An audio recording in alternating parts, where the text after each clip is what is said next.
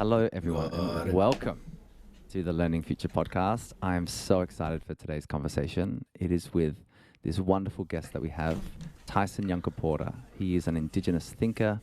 He's the founder of the Indigenous Knowledge Systems Lab at Deakin University, and he's the author of a book that he wrote called Sand Talk, which I don't know if I want to call it a revelation, Tyson, but it is for many.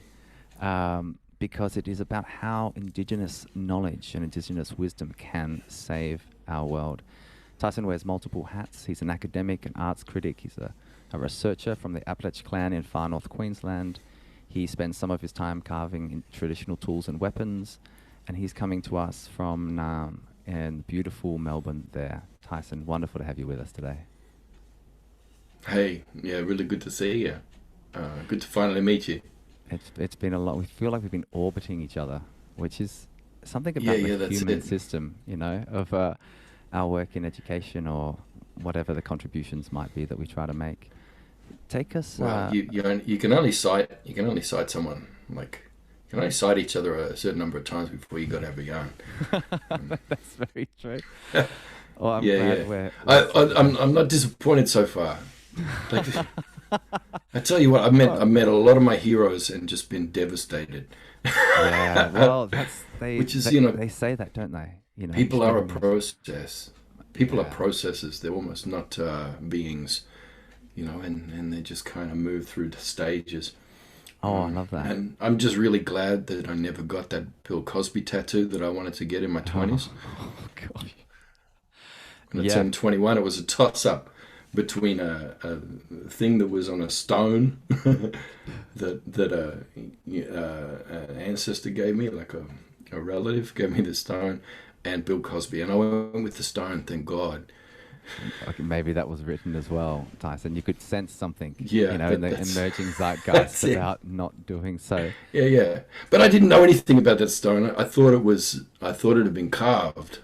Mm. And because I didn't know, but it was one of those sea urchin fossils. Oh, I'd never wow. seen one of them things before, and I've been carrying this thing around since I was a little kid. And the whole girl Interesting. give it to me, and I always thought it was that one of the old fellas, hundreds of years ago had carved this design on it, and I'm like reading all this stuff into it, and I'm like, it's just it wasn't pattern thinking. It was more Mm. patternicity, like you get with your conspiracy theorists and stuff. I'm just building all this meaning. It's just Yeah. gammon from this Yeah. thing. I've still got it on my arm. It's like shame, shame job. Yeah, Oh, look, it's still oh, there. oh no. I thought it was his ancestral thing, and it's like no, it's just a fossil of like Well, a sea urchin that does that. I mean, Tyson, I think we can go in any direction here, which is the wonder of this. But in some ways, that is ancestral. It's the fractals of nature. It's a recognition of the way that life expresses and replicates Yeah. itself, which I think is something that we're learning. I love your reflection. People are a process, and we fall into these false dichotomies. And you speak about this in your book. These kind of we come through the scientific method. We compartmentalize, divide, and we prioritize over other. We other in the first place. But rather than doing, are we being or doing? It's are we becoming through this process and held within a particular context and space, and the kind of eldership and the learning. So, I mean, my fascination and curiosity really is about the process of learning, which I feel in our brief conversation so far is this process of becoming, and perhaps becoming who we really are, and choosing that every day through a process of agency or self-determination or collective determination. Yeah. Well, it's So, about being really hyper aware and responsive to your context, like mm, to your landscape. And when there are all these systems layered over your landscape, having to respond to all these things, if you're doing that authentically mm, and you haven't got good filters and sort of little lists to try and block things out, you end up ah, becoming just a collection of pathologies that expresses itself in weird ways, which is like definitely what I am, and that's not in the bio. But I mean, the bio, sounds lovely, but I hate bios. They just that's got mm, nothing to do with me. It's mm, like, yeah, I'm just a bunch of neuroses and pathologies and weirdnesses that is entertaining to watch sometimes. It's like, oh Jesus, what's he going to say next? You know, and that's about it. This is like this, you know, it's like, oh, I'm going to read Sand Talk and learn about Indigenous thinking, and like, you know, the stuff in there from the old people. It's like, yeah, that's good, but my way of you know, journeying through that it's not normal. It's not healthy. It's weird, you know. And you know, so and people go, oh, this is wisdom. This is wisdom. It's like, no, it's really not. It's really not wisdom, but it is fun, and it's you know, it's a bit of a romp, and it's interesting, and that's often a good way in. So yeah, Melissa Lukashenko described Sand Talk as dark emu on acid. I'll stick with that. That sounds. But yeah, please don't be like looking at any of my stuff and thinking, this is this is the Indigenous perspective. It's like, yeah, no, I'm a weird person, very marginal. Well, I wonder, Tyson, about that. You know, the idea that we use all these constructs and, you know, mental models that are so often subconscious about who we need to be or what this needs to look like, how we design a school system, how we design a company, how we, you know, evolve an economy, what matters most. All of those things seems to be coming from this space that doesn't hold open a suite of possibilities outside the current set. And so, I mean, I'm really curious about, you know, how we evolve.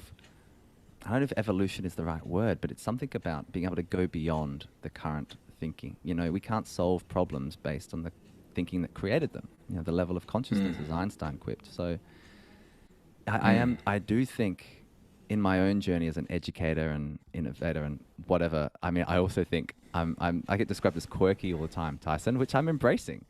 Because, you know, it's that search for authenticity over acceptance, I think, or approval, even more to the point. You know, we live in this culturescape, which we are unconscious of so often. I mean, I love the example, you know, when you've got fish swimming through water, the last thing they are conscious of is the water itself. And yet that is kind of what's holding them in stasis or in movement. Yeah.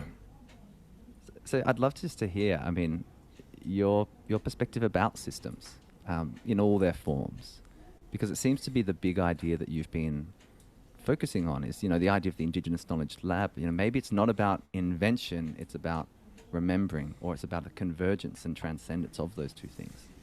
And take us into this world a bit, you know. Explain Sand Talk for the listeners that haven't heard of kind of the work of that, but I've listened to you a few times, and you've been surprised by the success of it.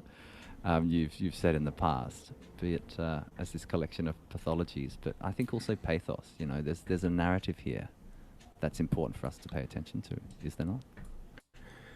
Yeah, well, it's just one narrative path through, and it's a real winding road, that one. You know, but I guess it's just that. It's just that, I guess, you know, there's just a bit of a reversal. This idea of instead of Indigenous perspectives being, you know, in the content, you know, content about Indigenous people or content by Indigenous people, you know, or centering Indigenous voices, you know, all these things. So instead of it coming into the content in that way, it's more about the idea of, well, what if it's in the process? What if instead of studying Indigenous things and thinking that's a perspective, what if we're studying the world? You know, what if we're looking at, well, let's look at the history of former Yugoslavia, but we look at that through an Indigenous lens. You know, and it's then, okay, so what's the Indigenous lens? You know, what is an Indigenous process of inquiry for coming into a story of place and people? You know, so we set those basic protocols in place before we start, and then we start to learn about former Yugoslavia.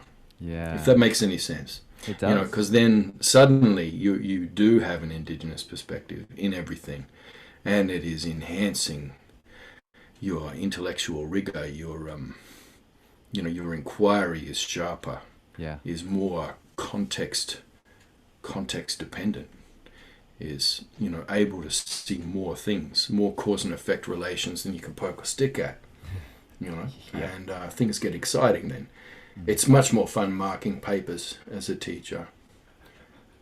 You know, it's more fun marking papers if you've got, like, you know, 30 different narrative lines through something, and amazingly different perspectives and angles on things, rather than every single person regurgitating exactly the same sources. Yeah.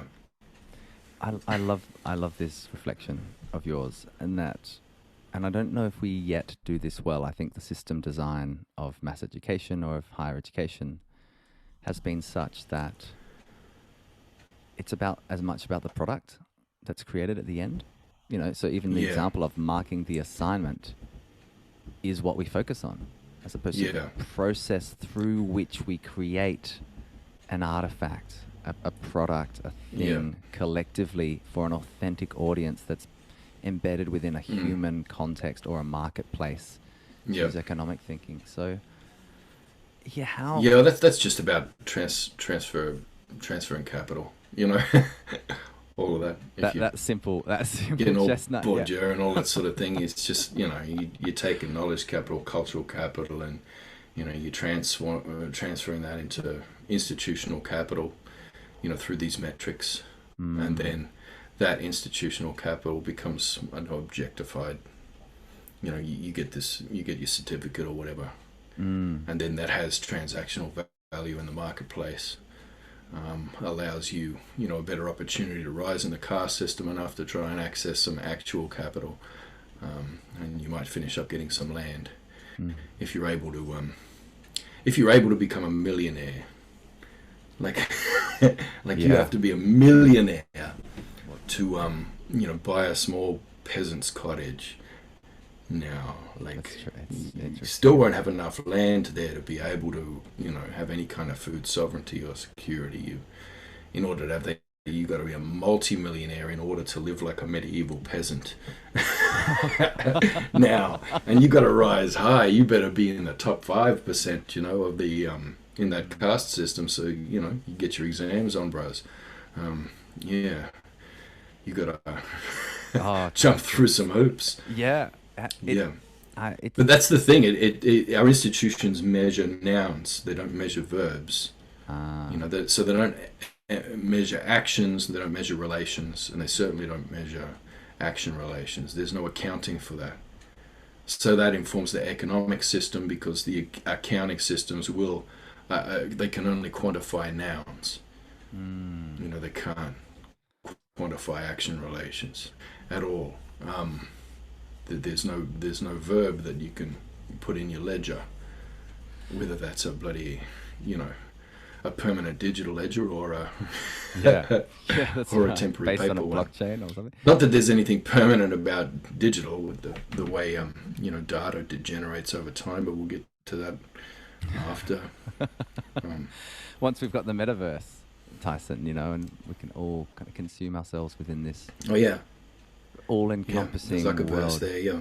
Yeah, that's the Zuckerverse. Yep, there can be a digital twin for everything. Yeah. You know, you got a digital twin there. We can sit down, we can just lie down in our pods and bloody, Great surrogates. off we go. As we might be. Until the rare earth metals run out, of course. And then we'll Which go they're called rare for a interstellar. reason, so. Yeah. We're going to space. Oh yeah. There's enough resources for that. Surely, Tyson, take us into. I mean, I first came across your work as a teacher, and we were talking about this before recording, in the Anangu Pinjari Angunchara lands, the APY lands in Central Australia, and hearing about the 8 ways of, you know, the 8 ways methodologies, and these are the different ways that we could consider a learning process to take place. And for me, I think back then, as, you know, someone as 24-year-old, 23-year-old, you know, really understanding for the first time that my own paradigm had not been questioned powerfully by myself nearly enough. And so, and this was my direct experience of working on a linguistic and cultural interface, which was the experience of working in a community. You know, even things, Tyson, that I used to, you know, people would say, oh, that's the middle of nowhere. like, oh, it's out the back of whoop whoop. You know, these kind of Australian slang things that many internationalists have no idea what we're talking about.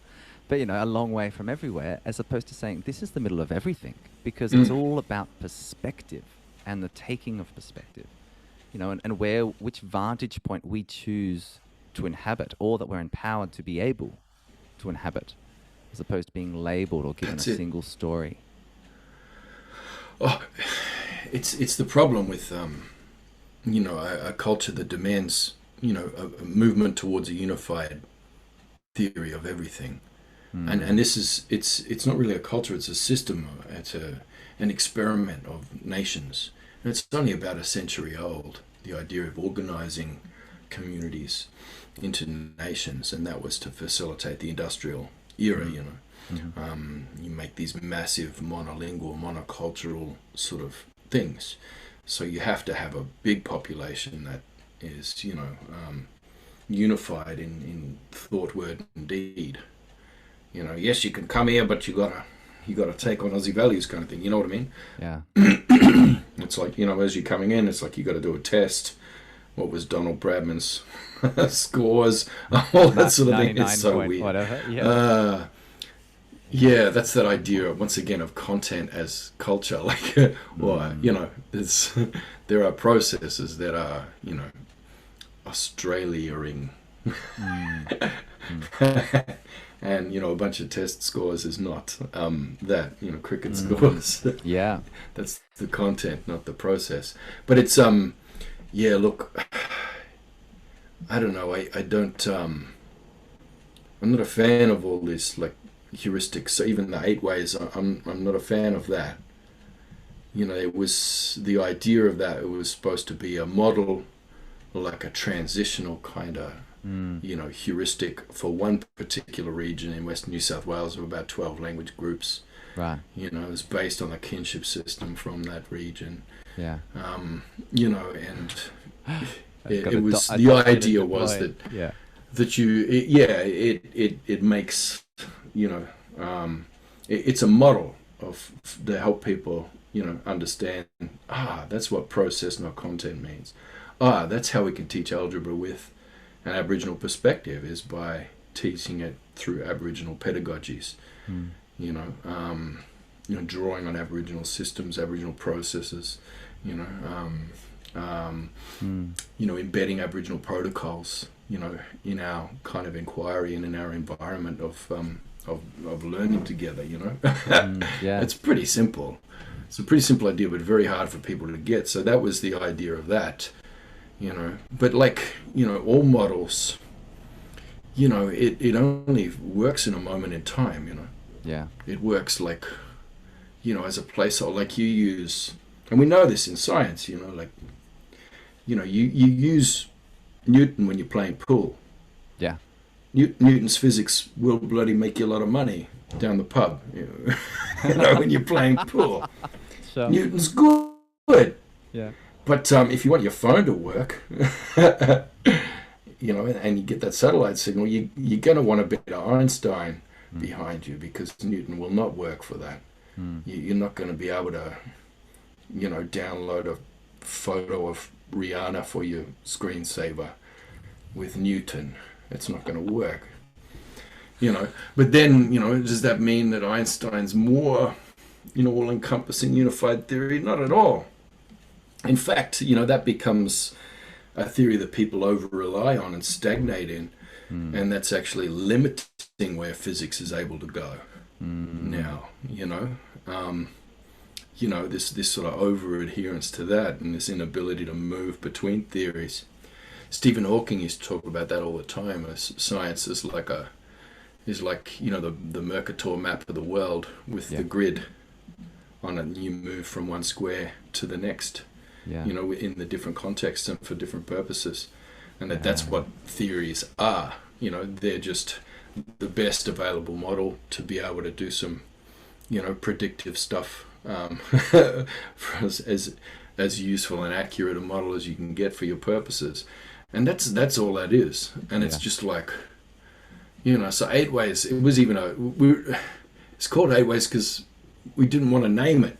We didn't want to give it a language name. Yeah. You know what I mean? Like a lot of Yeah. old fellas sat down for a long time thinking language names, and it's like, no, let's not name it. We'll just leave it because it's a blank thing. Yeah. You know, it's a template. It's a template, a stepping stone for people to come in and start to co-design, you know, with community together and bring their stories together and actually build a dialogical approach to education that way and actually transform the systems, you know, so that when we walk in the gate out the front, it's not hostile immediately, you know, that it gradually will change things. So we didn't even name it. It's just like, and so 8 Ways was like this shorthand just to refer to it. And then it was suddenly people are going, the 8 Aboriginal ways of learning.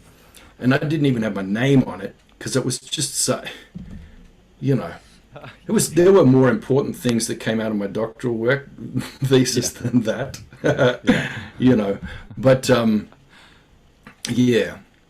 I think it's, because, you know, like we're looking at the barriers of non-Aboriginal teachers coming to Indigenous knowledge, you know, and, you know, is it possible for non-Aboriginal teachers to come into Indigenous knowledge? And then is it possible or even desirable to bring that into the curriculum? And these was just big questions.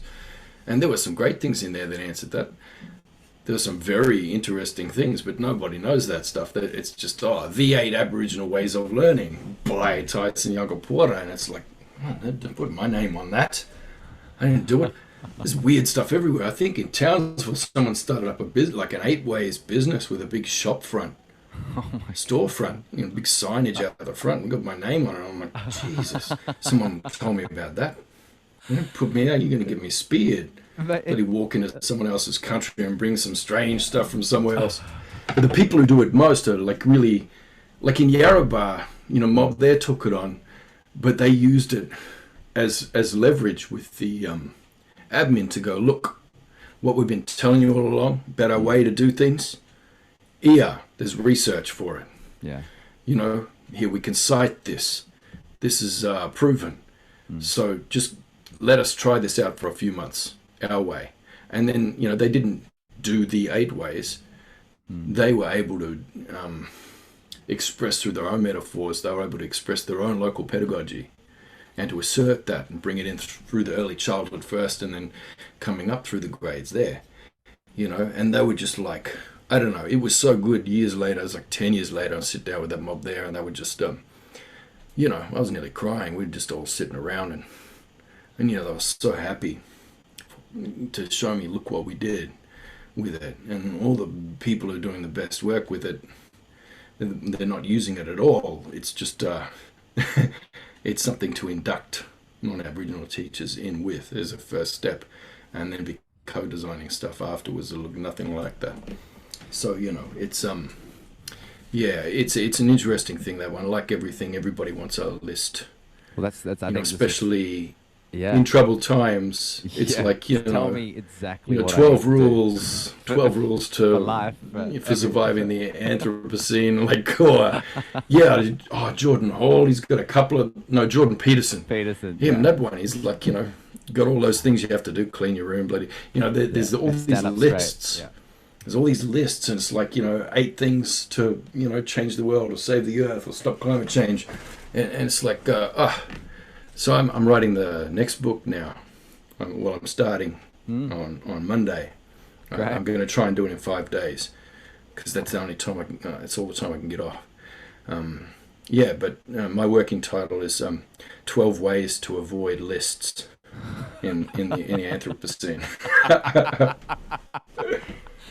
It's such a beautiful example, Tyson. I mean, this piece on you put something out into the world as a tool to try to help shift a kind of consciousness or an awareness. And of course, what it becomes is embraced, commercialized, reduced, deployed, scaled. You know, it's as if the current system design it needs to change the language of anything it doesn't fully understand, and then so that it can be part of this in the industrialization of human society. Well, it has to turn processes into nodes. In order to be able to quantify it, or even for it to exist.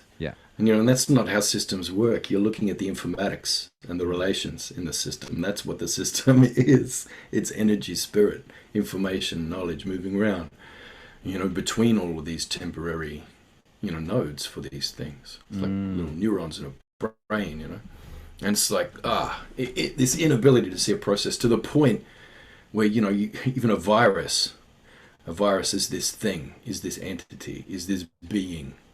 It's like it's an organism or something. It's not. A virus is a process. Yeah. It's it's like an algorithm.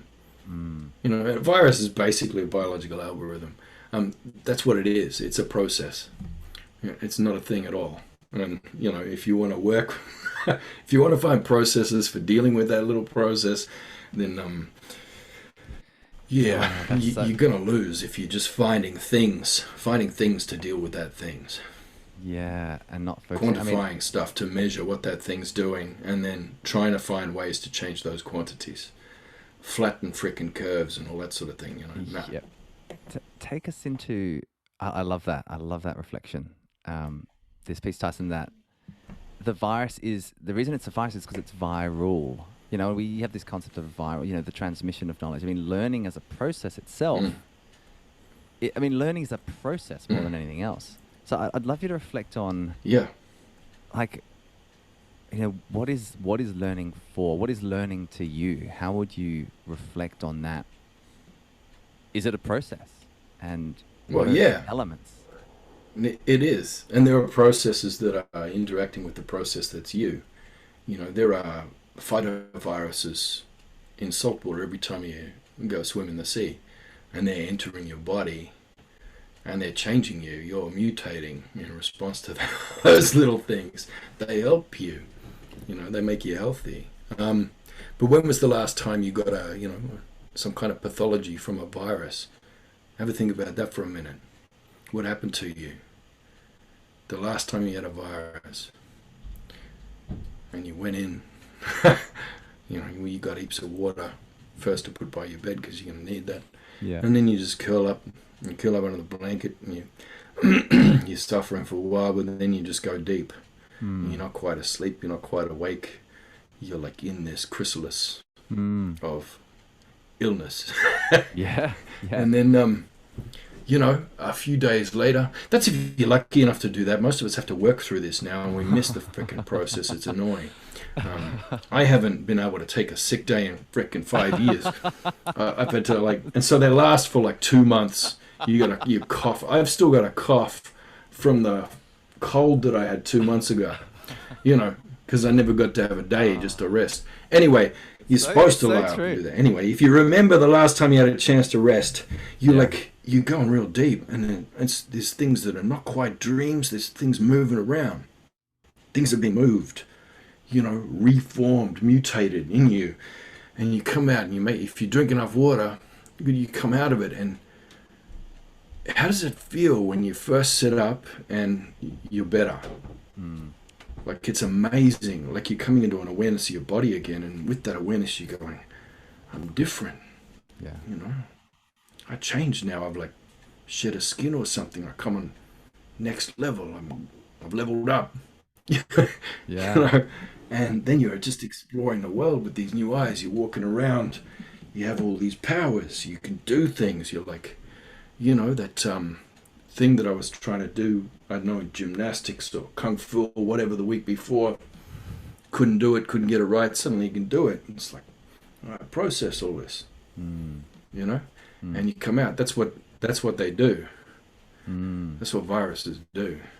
They processes that assist with mutation, assist with adaptation, and they're thrown up from the environment to help you move with the land, because the land's always moving, the land's always changing.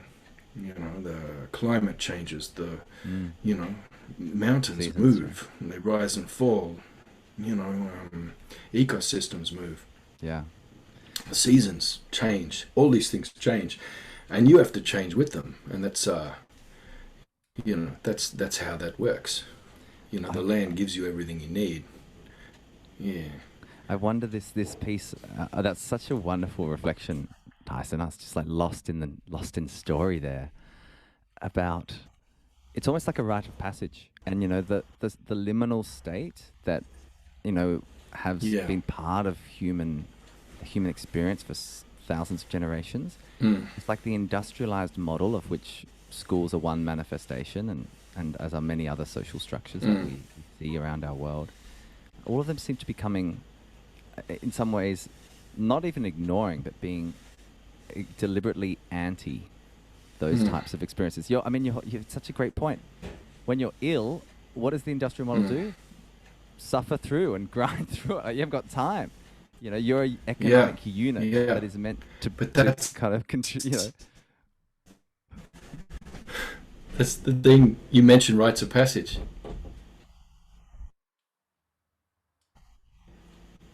uh, yeah. So on rites of passage, go ahead. You've been. So you mentioned rites of passage, and that's you know, part of the rites of passage is an ordeal, but that's only part of it. And at the moment, in this sort of globalizing system, it's not really a culture; it's just an economy that demands, certain things of people. This liberalism. Mm. You There's plenty of ordeal. You know, you get the trauma, but you're not getting.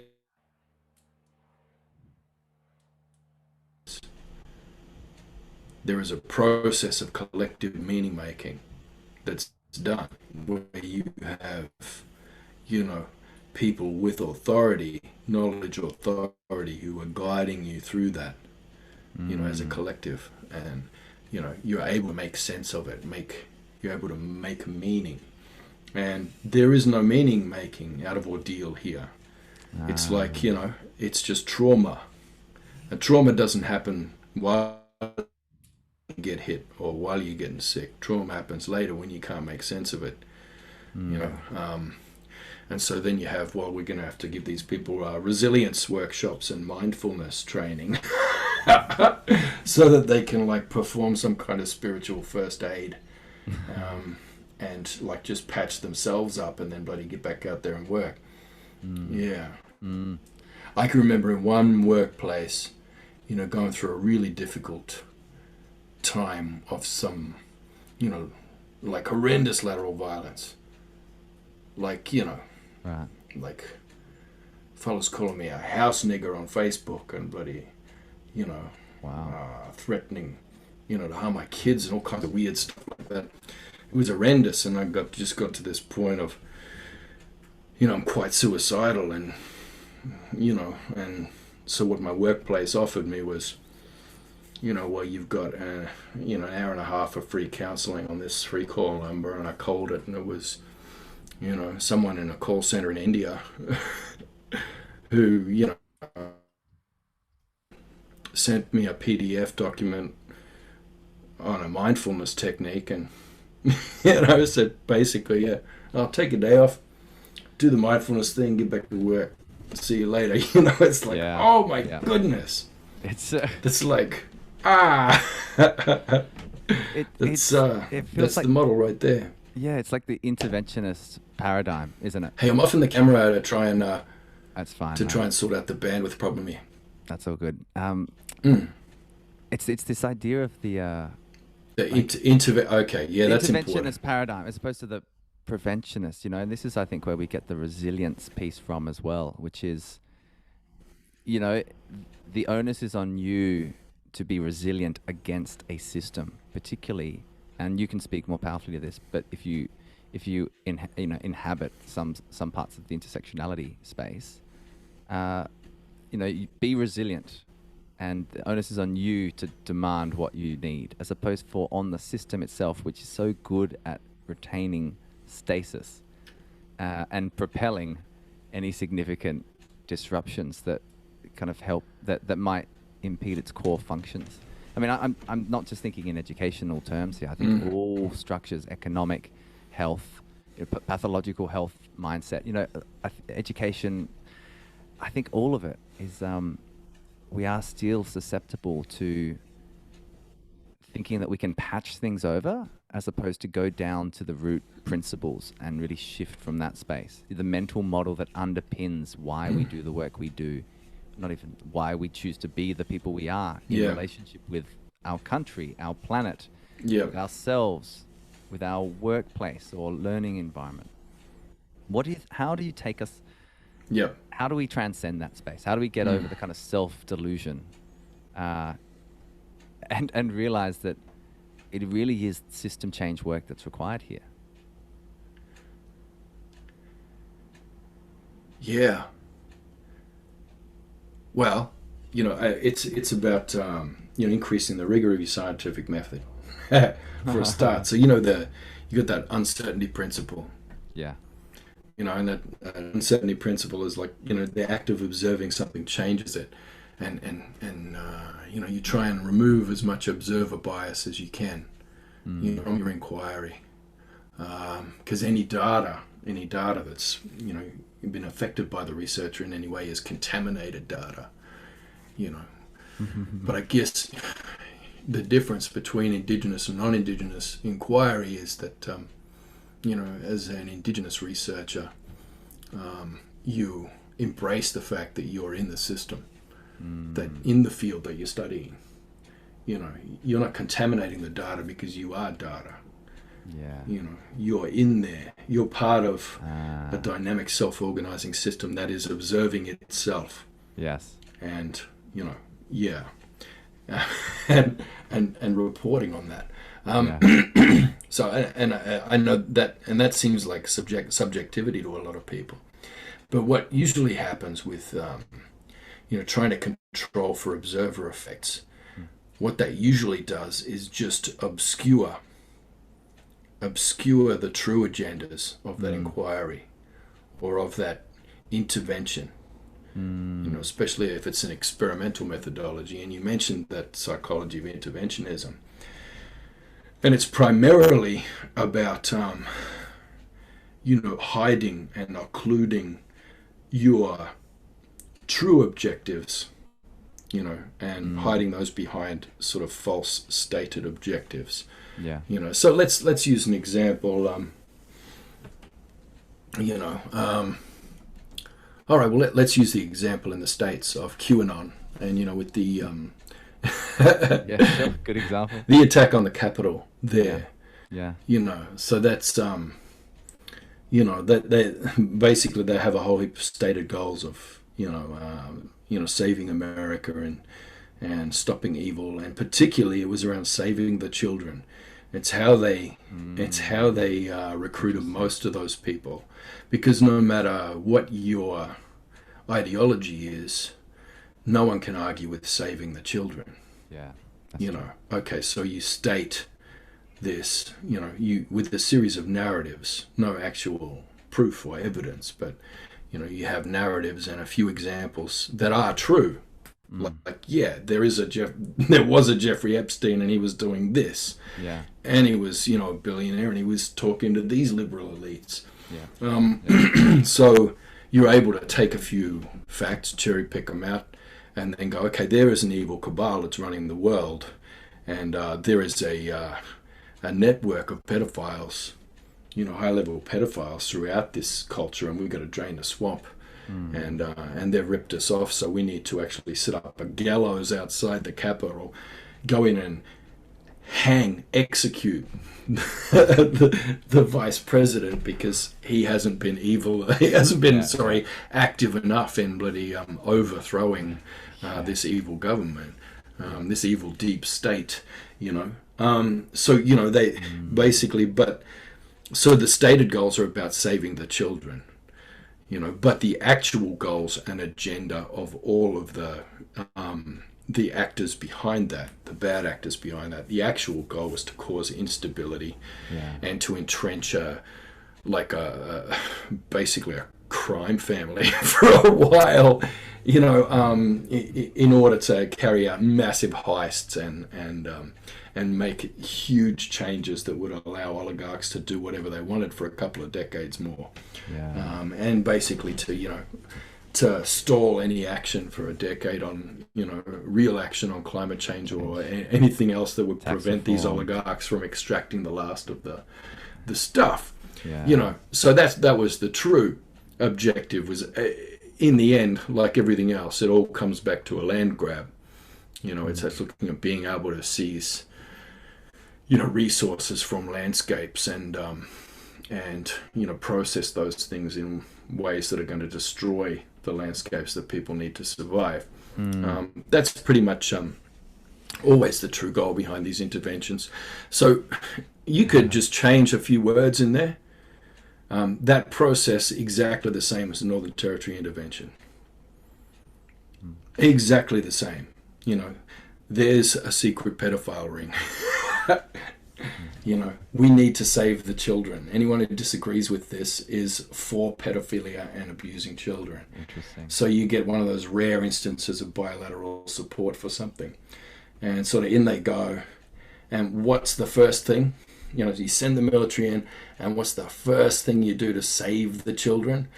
Well, you get everyone to sign 99-year leases of their land over for mining, because that's how you stop the pedophile. You know what I mean? Yeah. So you've got the stated goals, and then you've got the actual goals. Yeah. So basically, in the end, controlling for observer effects, Yes. and trying to put forward this illusion of uncontaminated data and of objectivity. Yeah. It's usually just a way of obscuring your true goals, and I think that happens a lot in the academy.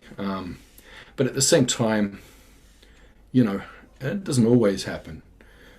The peer review process and a lot of administrative bureaucratic processes in the academy are very difficult to deal with, and they're very annoying. But those annoyances do tend to weed out your sort of grifters quite a bit. You know what I mean? Yeah. Like, the ones who just, have a hypothesis and then announce it as a theory and then just run forward and then try and gather together followers on social media and then put it out there as a real thing, and then off they go.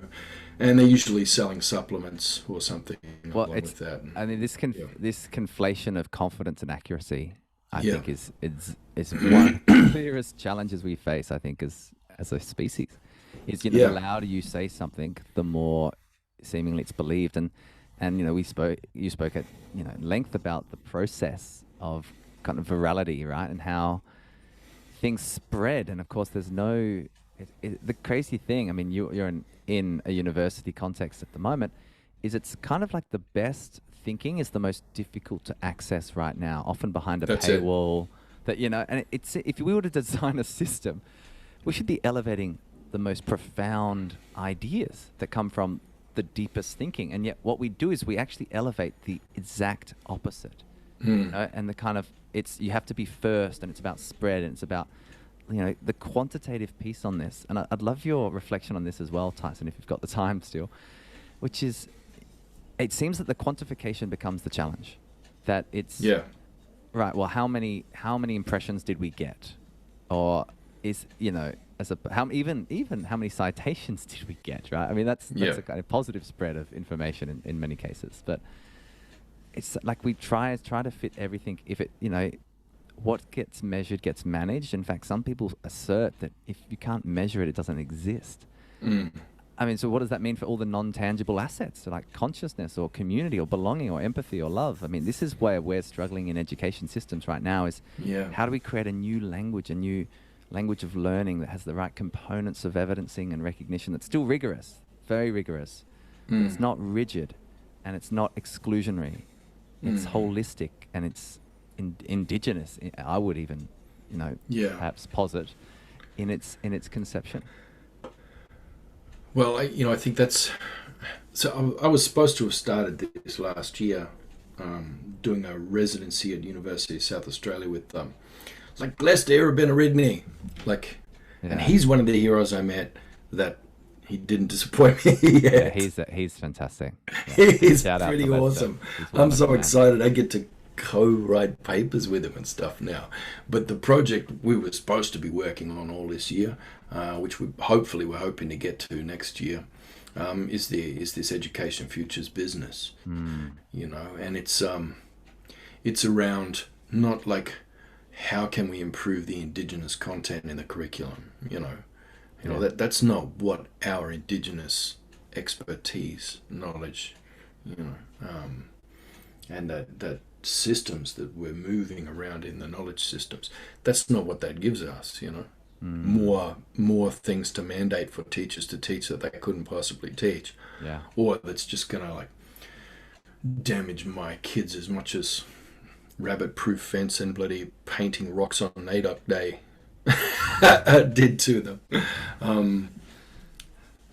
Which was quite traumatic for my kids coming through high school. You know, all of that content. Instead of that, how can our processes, pedagogies, you know, knowledge systems, you know, ways of being, you know, how can these things actually shape different systems of education? Yeah. You know, not just some more content for this one. Yes. Which, I don't know, my opinion of the current education system, or it's the same as it's always been, public education, it's always, you know, it's got a very openly stated goal of preparing workers for a workforce.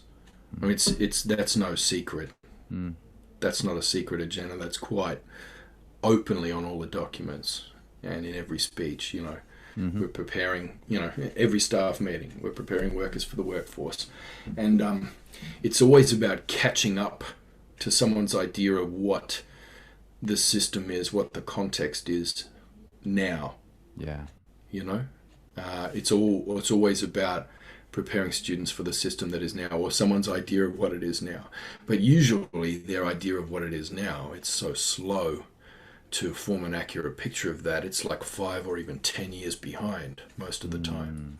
So you're always in catch-up mode, trying to drag a curriculum into what you think is happening now, but was actually happening 5 years ago. And you're not even thinking to like prepare students for what they're actually the world they're actually gonna enter. So when my eldest daughter graduated, you know, so as like an education consultant and an educator, you know, I've been to that many hundreds of graduation ceremonies over the years, and it's all the usual, you know, hope speeches, you know, all that kind of neoliberal rhetoric around, you know, like, you can do anything, you control your destiny, follow your dream, girls, you could be prime minister, you know, the sky is the limit, anything you can imagine, you can do. Now, my poor little daughter, she was told that story right the way through her education, but not in the final year of it. Wow. This was just a few years back, and it was like, and that was when I knew everything shifted. It was about the time when they were talking about going to zero interest rates or even negative interest rates. Right. When there were those capital flight controls, you know, the Chinese government was placing there. And there was so much fear that the whole real estate market would fall apart here. And then all the construction industry would fall. And, because it was coinciding with the end of the mining boom, you know, which is always the construction phase. It was like, oh my God, most of these jobs are in construction. What's going to happen? The whole economy's going to fall apart. There's going to be no real estate. We're going to have to start a whole heap of infrastructure projects. What are we going to build? Doesn't matter. Put another overpass over there. Jesus Christ, dredge some sand from the bottom of the sea. We need more sand for this concrete. Build something, or it's all going to fall. It was at about that time. I can't remember what year that was, but if you remember that time, when they're going, oh my God, we're going to have to put interest rates at zero. Unemployment's going to be insane. So it was at that time. And she graduated, and I went along, and it was like unbelievable. The principal gave a speech that I've never had anything like it. It was like, chin up. Don't worry too much. Don't look so depressed. There's still a lot of very exciting opportunities. There's still some opportunities in the world. There are some very exciting opportunities for all of you in the service industries. You could go into hospitality. You know, there are, you know, get a certificate in, massage therapy. You could still be a masseuse. There were things like that. Not like you can be prime minister. because the girls didn't have that anymore, because, you know, everybody was, you know, learned their lesson from what happened to poor old Julia when she was ditched.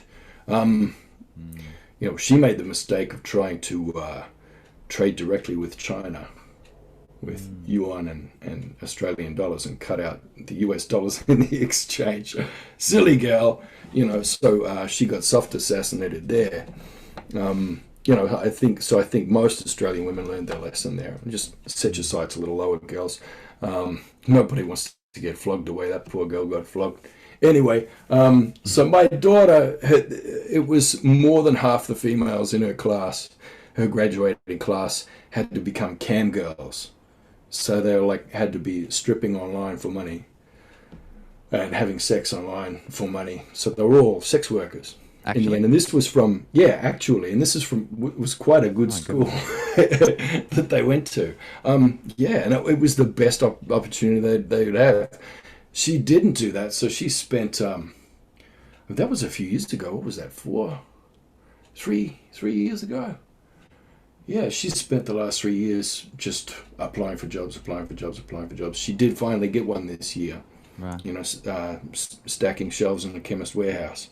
But it's taken that long of applying for several jobs every week, you know, for her to get there in the end and find a job that will barely cover her rent. Yeah. You know, it is not, it's not the world that she was prepared for in her education at all, you know, and it's not like this wasn't known. Yeah. Because if you remember right back in the late 90s, do you remember the 2010, all the 2010 stuff? GFC, of course. Yeah. There's not many people, no, but like back in the late 90s, they were talking about the Towards 2010. Oh, right. Business. There were all these documents. Anyway, we had to do trainings. I remember doing the trainings for it. Right. In education. And it was about preparing for a world where, hey, pretty soon everyone's going to have a freaking device they can hold in their hand and access any knowledge from anywhere on the planet. This is going to change everything. Right. You know, worlds of work are going to change. Half the jobs that exist right now aren't going to be there soon. Yeah. You know, everything's going to change. We need to actually have different school. You know, the Bachelor of Learning Management. Right. You come across that course. That's sort of a hangover from that, because so you can still see Bachelor of Learning Management courses. They're still called that, but they came out of all that environment. It's kind of they just came out of that because the idea, the language that came out was, well, there will be no more teachers. They're like blacksmiths. Now you've got learning managers. You know, each student will have their own budget, and they get to choose what they're going to learn. That'll be eduware, and they'll be able to upload it to their device. And each student will be like an autonomous learning sort of person with personalized learning plans. You know, and schools will just be hubs, and basically students will be learning from everywhere. Wow. And it's anyway. That didn't happen. No, but what did happen was 9/11, and followed very quickly by a culture war in which the Dixie Chicks and Phil Donahue got slammed for opposing, and France got slammed for opposing the invasion of Iraq. You know, with a massive culture war. If you remember, in Australia, particularly Queensland, there was a massive attack on postmodernism in education. Which there's a through line to now with the culture wars that are going on, you know, against critical race theory and all the rest. That's true. And the new basics, if you remember the new basics, that got smashed, like completely smashed in the culture wars. And so your productive pedagogies that were coming out of that, they got wound back and smashed. In some places, they were neutered down to quality teaching, the quality teaching framework, if you remember that, which got further neutered again. So it had things taken out like group identities, active citizenship, all the problematic knowledge, things like that. You know, had those things removed. All the like postmodern sort of stuff, anything that involved critique or thinking. And there was a big push to go back for the reading, writing, and counting. And so direct instruction became a very big push. I remember. And if Abbott had survived, it would have gone through, because if you remember, he was trying to bring that across from the Indigenous community trials to poor communities in the mainstream. Because we're always the lab rats, always the guinea pigs. The intervention was a practice run for what they're about to do to you, Luca. That's all of it. All of it was a practice run. Remember welfare reform? Around the same time as all this stuff I'm talking about. Remember the welfare reform thing? Mm-hmm. Yeah, that started as an Indigenous intervention, like before The basic the card, intervention, etc. and yeah, and eventually that was actually rolled out in the mainstream population too. If you remember, a lot of those measures were taken. Do you think, Tyson? Do you think Yeah, this is so everything gonna? they do to us, they're just practicing for what they're going to do to you. Do, So education for me, Education Futures is about actually redesigning education completely as an institution yeah. from an Indigenous perspective, which is really, really good at predictive modeling Yeah. and complex thinking, to actually be able to look at what the decades ahead hold and the skills that the kids will need to have to become the janitorial species that they're going to have to be for 1,000 years of cleanup. Yeah. All of these things. Wait, as we record this, COP26 is happening right now in Glasgow, so it's all coming to a head. I mean, I've never heard it put in such terms as this, Tyson. In a way where, I mean, I suppose my final question to you is how, based on everything you've put to it, I mean, it can feel overwhelming. And I think in that space, when we're thinking about system change and, kind of the dominance of I would call kindly past paradigms, right? That still dominate our thinking, reductionism, neoliberalism, the idea that we are economic units, we've internalized the industrial model.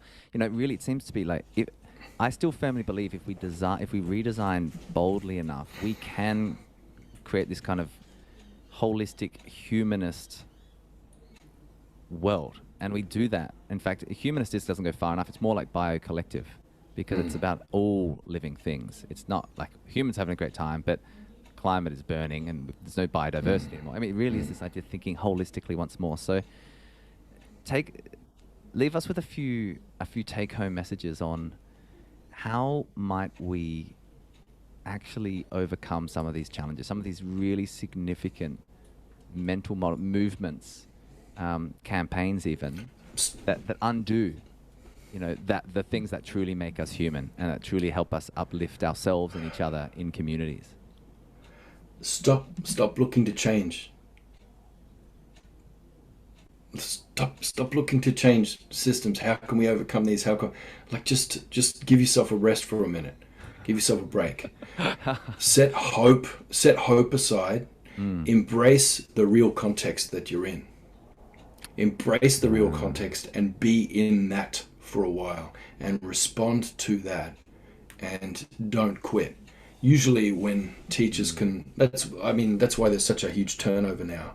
Teachers train for longer than they actually spend in the profession now, on average. It's a terrible statistic.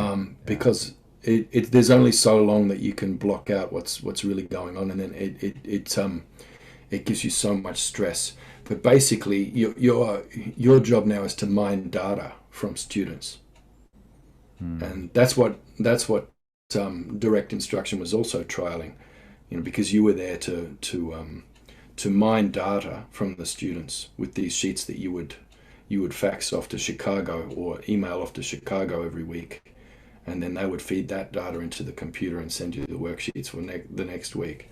You know what I mean? Teaching was automated, teaching was simplified, and you read from a script. Now, and I've looked, it's been a couple of years since I saw the latest AI stuff, so I don't know what's happened in the 2 years in between, but looking at the big Ivy League unis and the stuff that's funded from private industry, like billions of funding they have for education AI, you think, oh, that's amazing. So you're going to have AI to enhance the learning experiences of students. No. I looked at all of these things, and in every instance, the AI was there to extract data from the students while they sat at desks in rows writing with a pencil on the worksheets. So you've got very high tech. So they had these, you saw these caps on their heads where the teachers were wearing special glasses to see the hologram that was showing their brain scans in real time. Wow. that would show whether they were engaged or not. And that data constantly being uploaded. So it'll make it easier as a teacher. You don't have to, you have to spend all day filling in forms as to who's wearing an eyebrow ring and who's not, recording all the students' behavior and every bloody, little thing they do or don't do, and then you've got to upload it to the database.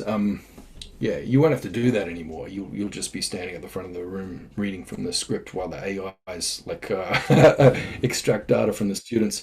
There were heaps of things like that, but the most disturbing one I saw was a chip where the students would put a thumb. I'm not kidding. I think this was the University of Glasgow was developing this, but the students would put their thumb on the chip, and it would do a prick and a thumb prick, extract the blood, and they sorted out a little device that could go through the genome really quickly, and they basically found all of the markers that indicate a likelihood that a person would be this intelligent or that intelligent or suited to this kind of labor or that kind of labor. So, on your first day of school, you get a thumb prick that will stream you into your education, your personalized education. So that's what AI is being used for in education. It's not to enhance our learning experience. It's to reinforce caste systems and, more horrendously turn kids into just a sausage factory of producing workers. But most of them are going to be irrelevant in the marketplace that's emerging. The economies that are emerging, most people are going to be irrelevant, and they're not quite sure how they're going to keep them alive or whether they even want to keep them alive. So that's the education system that we need to be designing things for. And for us, as Aboriginal educators, we understand that first pedagogy is coming from a sentient landscape, that the land teaches you, the land gives you everything you need. So in the end, our pedagogy is taking us back to a place of land rights activism. And in the end, that's not just for us. In the same way that all these interventions are not just for us, they're for you as well. A return to the landscape is going to mean a return to the landscape for all of us. Because country's there and she want to look after you. She wants to look after you and give you everything you need. And it's not some bastard's real estate. That's our land. That's our habitat as a species, as the custodial species, and we're going to come back into relation with it. And that's where education is going to go, whether we like it or not, because, mother will smack. Yeah, that's him. Tyson. In the meantime, we're going to have to deal with some of these oligarchs and robots. Well, hopefully there's a bunch of us on the case. I certainly feel, having spoken to you now for this delightful hour, I definitely get a sense that you're on the case. So thank you so much for joining us for this conversation today. I mean, it's been very, very insightful, which I thought it would be. To be fair, I'll leave thinking about your reflection on, how do you protest in place? How do you remain in place and understand the kind of to look around and really feel where we are, and not kind of wash it with rose-colored glasses, and then do the hard work of redesign. Do it together. Being in place together is the biggest act of rebellion you can do. That is a really effective revolution. Just being in place together. That terrifies power, the notion that we might do that. So put your signs down, put your phones down, just be in place together, and it takes all the heavy lifting out of activism. Tyson Yunkaporta, thank you for joining us for the Learning Future podcast. It's been a delight. No worries, bud.